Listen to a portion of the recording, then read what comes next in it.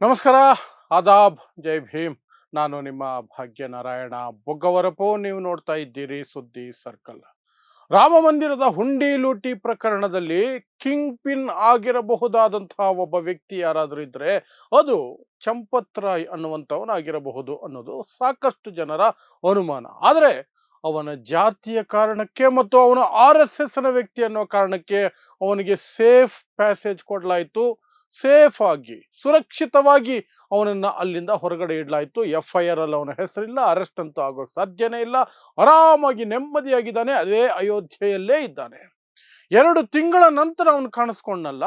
ಈಗಲಾದ್ರೂ ಒಂಚೂರಾದ್ರೂ ಪಶ್ಚಾತ್ತಾಪ ಇರುತ್ತಾ ಅಂತ ನೋಡೋದಾದ್ರೆ, 2 ತಿಂಗಳ ನಂತರ ಕಾಣಿಸಿಕೊಂಡಂತಹ ವಿಡಿಯೋದಲ್ಲಿ ಮಾಧ್ಯಮದವರನ್ನ ಕಂಡ ತಕ್ಷಣನೇ ರೋಷಾವೇಶದಲ್ಲಿ ಕ್ಯಾಮರಾಗಳನ್ನ ತಳ್ಳೋದು, ಕ್ಯಾಮರಾಗೆ ಕೈ ಅಡ್ಡ ಇರೋದು, ಮತ್ತೆ ಮೀಡಿಯಾದವ್ರನ್ನೆಲ್ಲ ಹೊರಗೆ ಕಳಿಸಿ ಯಾವ ಜಾಗಕ್ಕೆ ಹೋಗಿದ್ನೋ ಅಲ್ಲಿನ ಬಾಗಿಲುಗಳನ್ನ ಬಂದ್ ಮಾಡಿಸ್ತಾನೆ ಇವನು. ಸೊ ಎಲ್ಲಿ ಕಂಡು ಬಂದ ಇವನು, ಏನಾಯ್ತು ಆ ನಂತರ? ರಾಮ ಮಂದಿರದ ಹುಂಡಿ ಲೂಟಿ ಪ್ರಕರಣದ SIT ತನಿಖೆ ನಡೀತಾ ಇದೆ. 8 ಜನರ ಬಂಧನ ಆಗಿದೆ.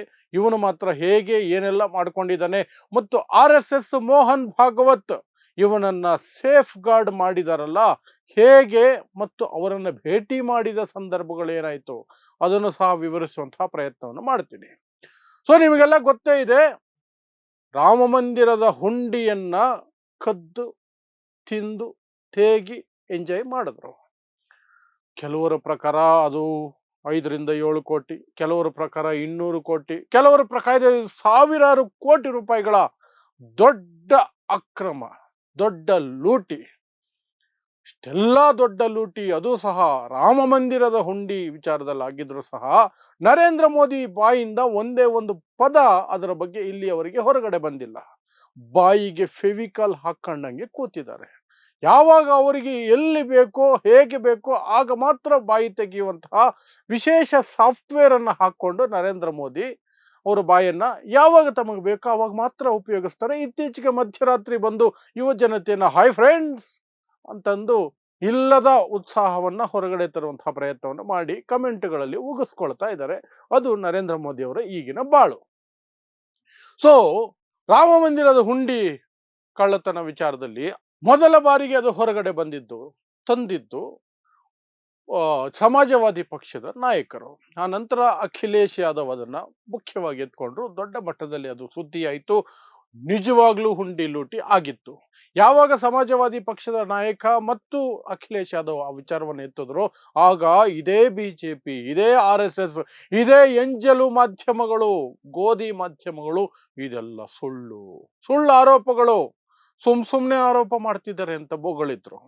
ಆದ್ರೆ ಅದಾದ ನಂತರ ಅವರೇ ಒಪ್ಕೊಳ್ಬೇಕಾಯ್ತು, ಎಸ್ ಇಲ್ಲಿ ಲೂಟಿ ನಡೆದಿದೆ, CCTVಯಲ್ಲೇ ಸೆರೆಯಾಗಿದೆ. ದಿನಕ್ಕೆ 2-3 ಸಲ ಲೂಟಿ ನಡೀತಾ ಇತ್ತು ಆ ಹುಂಡಿಗಳಲ್ಲಿ. ಹುಂಡಿ ಮಾತ್ರ ಲೂಟಿ ಆಗಿಲ್ಲ, ಚಿನ್ನ, ಬೆಳ್ಳಿ ಇಂತರದ ವಸ್ತುಗಳು ಸಹ ಲೂಟಿಯಾಗಿದ್ದಾವೆ. ಪ್ಲಸ್ ಸ್ಕ್ಯಾನರ್ಗಳನ್ನ ಇವರದೇ ಸ್ಕ್ಯಾನರ್ಗಳನ್ನ ಹಾಕೊಂಡು ಭಕ್ತರು ದಾನ ಮಾಡಿದ್ದು ಸಹ ಇವರ ಅಕೌಂಟ್ಗಳಿಗೆ ಹೋಗುವಾಗೆ ಮಾಡ್ಕೊಂಡಿದ್ದಾರೆ.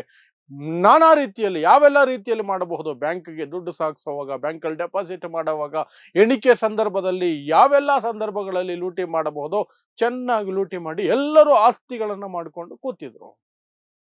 ಆರಂಭದಲ್ಲಿ ಅಖಿಲೇಶ್ ಯಾದವ್ ಹೇಳಿದಾಗ ಸುಳ್ಳು ಅಂದವರೇನೆ SIT ಮಾಡಿದ್ರು. ಯಾರು? ಯೋಗಿ ಆದಿತ್ಯನಾಥ್, ಉತ್ತರ ಪ್ರದೇಶದ ಮುಖ್ಯಮಂತ್ರಿ. ಸೊ SIT ಎಲ್ಲ ಆಯ್ತು. 8 ಜನರನ್ನ ಬಂಧಿಸಿದ್ರು. ಆ 8 ಜನ ಕೆಳಸ್ತರದಲ್ಲಿ ಕೆಲಸ ಮಾಡುವಂಥವ್ರು, ಯಾರು ಸಹ ದೊಡ್ಡ ಮಟ್ಟದಲ್ಲಿ ಹುದ್ದೆಯಲ್ಲಿದ್ದವರಲ್ಲ. ಇವರೆಲ್ಲರ ಇನ್ಚಾರ್ಜ್ ಆಗಿದ್ದಂತಹ ಚಂಪತ್ ರಾಯ್, ದೇವಸ್ಥಾನದ ಟ್ರಸ್ಟಿನ ಪ್ರಧಾನ ಕಾರ್ಯದರ್ಶಿ, ಪ್ರತಿಯೊಂದು ವಿಚಾರವೂ ಸಹ ಅವನ ಆಜ್ಞೆಯ ಮೇಲೇನೆ ನಡೀತಾ ಇದ್ದಿದ್ದಲ್ಲಿ, ಅವನೇ ಪ್ರತಿಯೊಂದಕ್ಕೂ ಇನ್ಚಾರ್ಜ್ ಆಗಿದ್ದಿದ್ದು. ಆ ದೇವಸ್ಥಾನನ ಅವರ ಅಪ್ಪನ ಮನೆ ಆಸ್ತಿ ಅನ್ನೋ ತರ ಬಳಸ್ಕೊಳ್ತಿದ್ದ ಅವನು. ಅವನ ಹೆಸರು FIR ಅಲ್ಲೂ ಇಲ್ಲ, ಅರೆಸ್ಟ್ ಅಂತೂ ಇಲ್ವಲ್ಲ. FIR ಇಲ್ಲ ಅಂದ್ಮೇಲೆ ಅರೆಸ್ಟ್ ಇಲ್ವೇ ಇಲ್ಲ. ಆರಾಮಾಗಿ ನೆಮ್ಮದಿಯಾಗಿದ್ದ.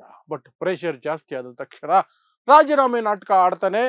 ಜೂನ್ 26ನೇ ತಾರೀಕು ರಾಜೀನಾಮೆ ಕೊಡ್ತಾನೆ. ಅದನ್ನ ಜುಲೈ 6ನೇ ತಾರೀಕು ಟ್ರಸ್ಟಿನ ಮೀಟಿಂಗ್ನಲ್ಲಿ ಅಕ್ಸೆಪ್ಟ್ ಮಾಡಲಾಗುತ್ತೆ. ಅಲ್ಲಿಗೆ ಅವನು ಸೇಫ್ ಆಗಿ ದೇವಸ್ಥಾನದ ಟ್ರಸ್ಟ್ನಿಂದ ಮಾತ್ರ ಹೊರಗಡೆ ಹೋದಂಗಾಯ್ತು. ಮಾಡಿದನ ಮಾಡಿಲ್ವಾ ತನಿಖೆ ಎಂಥದ್ದು ಇಲ್ಲ, ಎಂಥದ್ದು ಇಲ್ಲ. ಯಾಕೆ ಅನ್ನೋದನ್ನ ಈ ಹಿಂದೆ ಸಹ ಹೇಳಿದ್ದೀನಿ.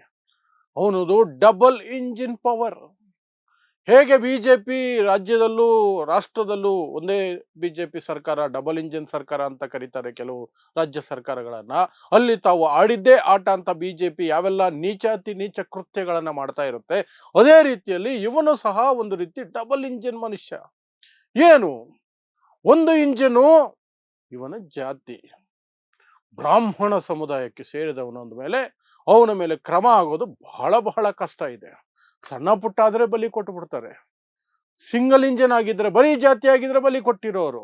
ಅವನ ಮೇಲೆ ಕ್ರಮ ಆಗಿರೋದು, ಬಂಧನ ಆಗಿರೋದು, ಇಷ್ಟೊತ್ತಿಗೆ ಜೈಲಲ್ಲಿ ಕೊಳಿತಾ ಇದ್ದ ಬರೀ ಬ್ರಾಹ್ಮಣ ಆಗಿದ್ದಿದ್ರೆ. ಆದ್ರೆ ಒಂದು ಡಬಲ್ ಇಂಜಿನ್ ಅಲ್ಲ. ಯಾವ್ದು ಇನ್ನೊಂದು ಇಂಜಿನ್? RSS ವ್ಯಕ್ತಿ.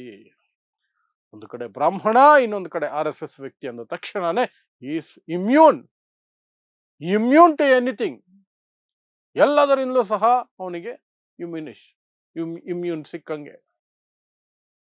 ಏನು ಯಾರು ಅರೆಸ್ಟ್ ಇಲ್ಲ, FIR ಇಲ್ಲ, ತನಿಖೆ ಇಲ್ಲ, ವಿಚಾರಣೆ ಇಲ್ಲ, ಎಂಥದ್ದು ಇಲ್ಲ. ಹಾಗೆ ಓಡಾಡ್ಕೊಂಡು ನಾರ್ಮಲ್ ಆಗಿ ನೆಮ್ಮದಿಯಾಗಿದ್ದಾನೆ. ಸೊ 2 ತಿಂಗಳಾಗಿತ್ತು ಅವನು ಆಕ್ಚುಲಿ ಕಾಣಿಸ್ಕೊಂಡು 2 ತಿಂಗಳಾಗಿತ್ತು. ಇವತ್ತು ಕಾಣಿಸ್ಕೊಂಡ. ಎಲ್ಲಿ ಅಂದ್ರೆ ಅಲ್ಲೇ ಪಕ್ಕದಲ್ಲಿ 2 ಕಿಲೋಮೀಟರ್ ದೂರದಲ್ಲಿ, ರಾಮ ಮಂದಿರದಿಂದ ಕೇವಲ 2 ಕಿಲೋಮೀಟರ್ ದೂರದಲ್ಲಿ ಇನ್ನೊಬ್ಬ ಮತಾಂಧ ಒಬ್ಬ ಇದ್ದಾನೆ. ದಿನ ಬೆಳಗಾದ್ರೆ ಮುಸ್ಲಿಮರ ವಿರುದ್ಧ ದ್ವೇಷ ಕಾರ್ಕೊಂಡು ಈ ದೇಶವನ್ನ ಹಿಂದೂ ರಾಷ್ಟ್ರ ಮಾಡ್ತೀವಿ ಅಂತ ಹೇಳ್ತಾ, ಬ್ರಾಹ್ಮಣರೇ ಶ್ರೇಷ್ಠ, ಬ್ರಾಹ್ಮಣರ ಕೈಯಲ್ಲೇ ಎಲ್ಲ ಇರಬೇಕು ಅಂತ ಹೇಳ್ಕೊಂಡು ಓಡಾಡುವಂತಹ ಒಂದು ಹಂದಿ ಸೈಜಿನ ಒಬ್ಬ ಮೂರ್ಖ ಅಥವಾ ಧೂರ್ತ, ಎಲ್ಲವನ್ನು ಏನ್ ಬೇಕಾರೆ ಅನ್ಬೋದು ಅವನನ್ನ, ಅಂತವನೊಬ್ಬ ಇದ್ದಾನೆ. ಅವನ ಹೆಸರು ಪರಮಹಂಸ ಆಚಾರ್ಯ ಅಂತ. ಅವನ ಯೋಗ್ಯತೆಗೆ ದಿನ ಬೆಳಗಾದ್ರೆ ಅವನು ದ್ವೇಷಕಾರದು ಬಿಟ್ಟು ಇನ್ನೇನು ಮಾಡಲ್ಲ. ಆ ಅಯೋಗ್ಯನನ್ನ ಮೀಟ್ ಮಾಡೋದಕ್ಕೆ ಇವನು ಹೋಗಿದ್ದ. ಯಾರು? ಈ ಚಂಪತ್ ರಾಯ್. ಹೋಗಿ ಅವನ ಆಶ್ರಮಕ್ಕೆ ಹೋಗಿ ಅಲ್ಲಿ ಭೇಟಿ ಮಾಡಕ್ ಹೋದ ಸಂದರ್ಭದಲ್ಲಿ ಕ್ಯಾಮ್ರಾ ಕಂಡು ಕಾಣಿಸ್ಕೊಂಡಿದ್ದಾನೆ. ಕ್ಯಾಮ್ರಾ ಕಂಡ ತಕ್ಷಣ ಇವನು ರೋಷಾವೇಶ ಬಂದ್ಬಿಡ್ತು. ಕೊಬ್ಬು ಒಂದು ಚೂರು ಕರಗಿಲ್ಲ. ಅವನಿಗಿದೆಯಲ್ಲ ಒಳಗಡೆ, ಅಯ್ಯೋ ನನ್ನನ್ನು ಯಾರು ಮುಟ್ಟಕ್ಕಾಗತ್ತೆ? ಅಷ್ಟು ದೊಡ್ಡ ಉಂಡಿ ಲೂಟಿ ಪ್ರಕರಣದಲ್ಲಿ ಇಡೀ ದೇಶದಲ್ಲಿ ಚರ್ಚೆ ಆಯ್ತು, ಜಗತ್ತಲ್ಲಿ ಚರ್ಚೆ ಆಯ್ತು. ಆದ್ರೆ ನನ್ನ ಮೇಲೆ FIR ಅಲ್ಲಿ ಹೆಸರು ಸಹ ಮೆನ್ಷನ್ ಇಲ್ಲ. ಪೊಲೀಸರು SIT ಕೊಟ್ಟಿರೋ ಮಧ್ಯಂತರ ರಿಪೋರ್ಟ್ ಏನಿದೆ ಅದರಲ್ಲೂ ಸಹ ಅವನ ಹೆಸರು ಮೆನ್ಷನ್ ಇಲ್ಲ. ಅಟ್ಲೀಸ್ಟ್ ಅವನು ಇನ್ಚಾರ್ಜ್ ಅಂತಾನೂ ಇಲ್ಲ. SIT ಮಧ್ಯಂತರ ವರದಿಯಲ್ಲಿ ಅವನು ಇನ್ಚಾರ್ಜ್ ಅಂತ ಆದ್ರೂ ಮೆನ್ಷನ್ ಮಾಡ್ಬೇಕಲ್ಲ. ಅದೂ ಇಲ್ಲ ರೀ, ಅದೂ ಇಲ್ಲ. ಅವನು ಇದ್ನ ಟ್ರಸ್ಟ್ ಅಲ್ಲಿ ಅನ್ನೋ ರೀತಿಯಲ್ಲಿ ರಿಪೋರ್ಟ್ ಅಲ್ಲಿ ಇದೆ. ಬಟ್ ವಾಸ್ತವದಲ್ಲಿ ಅವನನ್ನು ಕೇಳಿನೇ ಅಲ್ಲಿ ಜನ ಒಂದು ಹೆಜ್ಜೆ ಇಡಬೇಕು ಅಂದ್ರೂ ಸಹ ಅವನು ಪರ್ಮಿಷನ್ ತಗೋಬೇಕಾಗಿತ್ತು. ಅಂತಹ ಪೊಸಿಷನ್ ಅಲ್ಲಿ ಇದ್ದಂಥವನು SIT ಮಧ್ಯಂತರ ವರದಿಯಲ್ಲಿ ಅವನ ಹೆಸರು ಇಲ್ಲ, ಹುದ್ದೆನೂ ಇಲ್ಲ, ಎಂಥದ್ದು ಇಲ್ಲ. ಸೊ ಆ ದುರಹಂಕಾರ ಹಾಗೆ ಮೇಂಟೈನ್ ಮಾಡ್ಕೊಂಡಿದ್ದಾನೆ. ಅದರ ಜೊತೆಗೆ ಅವನಿಗೆ ಎಕ್ಸ್ಟ್ರಾ ಪ್ಲಸ್ A+B² ಇದೆಯಲ್ಲ, ಮೋದಿಯನ್ನ ದೇವರಿಗೆ ಹೋಲಿಸಿರುವಂತಹ ಬಕೆಟ್ ಗಿರಾಕಿ ಅಲ್ವಾ ಅವನು. ಹಾಗಾಗಿ ಮೋದಿ ಕಡೆಯಿಂದಲೂ ಸಹ ಏನೆಲ್ಲ ರಕ್ಷಣೆ ಸಿಗಬೇಕು ಅದೆಲ್ಲ ರಕ್ಷಣೆ ಸಿಕ್ಕಿರುತ್ತೆ. ಬ್ರಾಹ್ಮಣ, RSS, ಮೋದಿ ಭಕ್ತ, ಇನ್ನೇನು ಬೇಕು? ಏನು ಬೇಕಾದ್ರೂ ಮಾಡಿ ತಪ್ಪಿಸ್ಕೊಳ್ಬಹುದು ನೀವು. ಸೊ ಆ ನೀಚ ಆ ಕೊಬ್ಬನ್ನ ಕರಗಿಸ್ಕೊಂಡೇ ಇಲ್ಲ. ಅದು ಇವತ್ತು ಸ್ಪಷ್ಟವಾಗಿ ಕಾಣ್ತು. ಮಾಧ್ಯಮದವರನ್ನು ನೋಡಿದ ತಕ್ಷಣ ಏಯ್ ದೂರ ಹೋಗ್ರಿ ಅಂತ ಅಡ್ಡ ಇಟ್ಟು, ಕ್ಯಾಮ್ರಾಗಳಿಗೆ ಕೈ ಇಟ್ಟು, ಕ್ಯಾಮ್ರಾಮನ್ಗಳನ್ನ ತಳ್ಳಿ ಹೋಗಿ ಆ ಪರಮಹಂಸಾಚಾರ್ಯ ಅನ್ನುವಂತಹ ಅಯೋಗ್ಯ ನೀಚಾತಿ ನೀಚನ ಮುಂದೆ ನಿಂತ್ಕೊಂಡು ಏನೋ ಒಂದಷ್ಟು ಮಾಡ್ಕೊಂಡು, ಆಮೇಲೆ ಮಾಧ್ಯಮದವರು ಶೂಟ್ ಮಾಡ್ತಾನೆ ಇದ್ದಾರೆ ಅಂತ ಗೊತ್ತಾದಾಗ ಅವನ ಶಿಷ್ಯಂದರಿಗೆ ಹೇಳಿ ಬಾಗಿಲು ಮುಚ್ಚಿಸ್ಬಿಟ್ಟ. ಇದು ಚಂಪತ್ ರಾಯ್ ಎನ್ನುವಂಥವನ ಅಹಂಕಾರ ಕರಗಿಲ್ಲ ಅನ್ನೋದಕ್ಕೆ ಸ್ಪಷ್ಟ ಉದಾಹರಣೆ. ಕರಗೋದು ಇಲ್ಲ ಬಿಡಿ, ಇಷ್ಟೆಲ್ಲಾ ರಕ್ಷಣೆ ಇರಬೇಕಾದ್ರೆ ಯಾರ ಅಹಂಕಾರ ದುರಹಂಕಾರ ಕರಗಕ್ಕೆ ಸಾಧ್ಯ ಇದೆ? ಕೊಬ್ಬು ಕರಗದೇ ಇಲ್ಲ ಇವ್ರಿಗೆಲ್ಲ, ಕೊಬ್ಬು ಕರಗೋದಿಲ್ಲ. ಎನಿಹೌ ನೆಮ್ಮದಿಯಾಗಿದ್ದಾನೆ ಚಂಪತ್ ರಾಯ್. ಎಲ್ರು ಅನ್ಕೊಂಡಿದ್ರು ಒಂಚೂರಾದ್ರೂ ನೋವಿಗೆ ಒಳಗಾಗ್ತಾನೆ, ದೇಶ ತುಂಬಾ ಉಗೀತಾ ಇದ್ದಾರೆ. ಎಂಜಲು ಮಾಧ್ಯಮ, ಬಿಜೆಪಿ, ಸಂಘ ಪರಿವಾರದ ಒಂದಷ್ಟು ಗೂಂಡಾ ಪಡೆಗಳು ಬಿಟ್ರೆ ಇನ್ಯಾರು ಅವನ ಸಪೋರ್ಟ್ಗಿಲ್ಲ ಅನ್ನುವ ರೀತಿಯಲ್ಲಿ ಎಲ್ಲರೂ ಅನ್ಕೊಂಡಿದ್ರು ಸಹ ಅವನು ಏನು ಟೆನ್ಷನ್ ತಗೊಂಡಿಲ್ಲ. ಅವರು ನೆಮ್ಮದಿಯಾಗಿ ಈ ಹಿಂದೆ ಹೇಗೆ ಐಷಾರಾಮಿ ಜೀವನ ನಡೆಸ್ತಿದ್ನೋ ಈಗಲೂ ಅದೇ ಐಷಾರಾಮಿ ಜೀವನ, ಅದೇ ಐಷಾರಾಮಿ ಬದುಕನ್ನು ಬದುಕ್ತಾ ಇದ್ದಾನೆ. ಮತ್ತು ಅವನಿಗೆ ಸಪೋರ್ಟ್ ಮಾಡೋರು ಸಪೋರ್ಟ್ ಮಾಡ್ಕೊಂಡೇ ಇದ್ದಾರೆ.